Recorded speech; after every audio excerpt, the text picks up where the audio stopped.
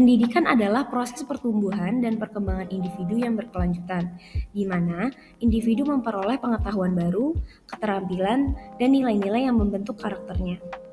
Perkembangan teknologi digital yang begitu cepat membuat informasi di internet menjadi sangat mudah untuk diakses oleh anak-anak sekolah dasar, baik melalui komputer, tablet, maupun smartphone. Dalam menghadapi tantangan pendidikan di era digital, maka guru dan peserta didik pada abad ke-21 perlu memiliki kemampuan adaptasi yang tinggi terhadap perkembangan teknologi. Kemudahan akses informasi telah menjadi faktor yang turut membentuk perilaku siswa, baik dalam arah yang positif maupun yang negatif. Akses yang mudah terhadap informasi di internet dapat berdampak buruk pada perkembangan psikologis anak sekolah dasar.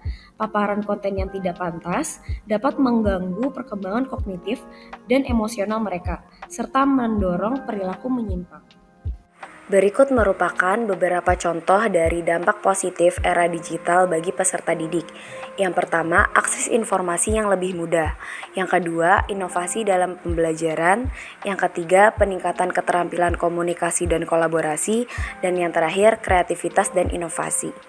Dengan berkembangnya teknologi di era digital, tidak dipungkiri juga terdapat dampak negatif bagi peserta didik apabila tidak digunakan dengan bijak. Di antaranya yaitu: yang pertama, kehilangan fokus dalam pembelajaran. Yang kedua, kecanduan dalam bermain game online. Ketiga, menurunnya kemauan belajar. Dan yang terakhir, menghambat pembentukan karakter. Berikut merupakan contoh cerita pendek yang menggambarkan fenomena anak sekolah dasar di era digital.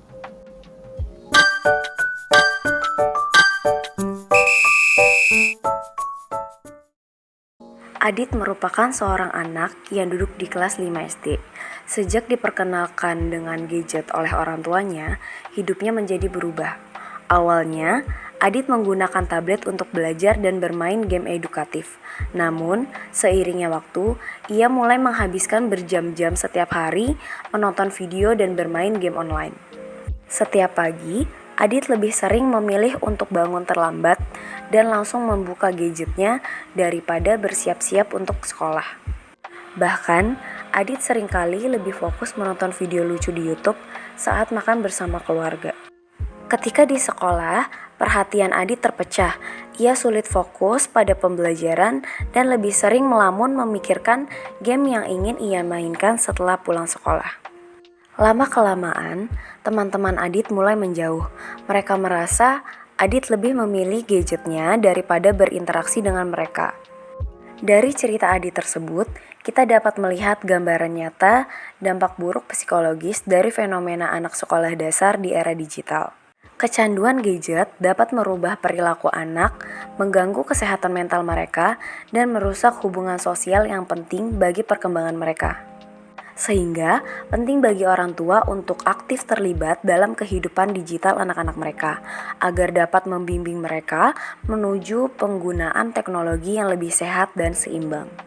Selain keterlibatan orang tua, guru juga merupakan pihak penting untuk terlibat dalam menangani permasalahan yang dialami oleh peserta didik di era digital, seperti dengan menerapkan pendidikan karakter di sekolah.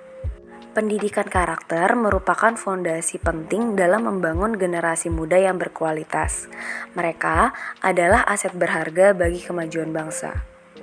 Pendidikan karakter memiliki tujuan yang lebih luas daripada sekedar mengajarkan pengetahuan.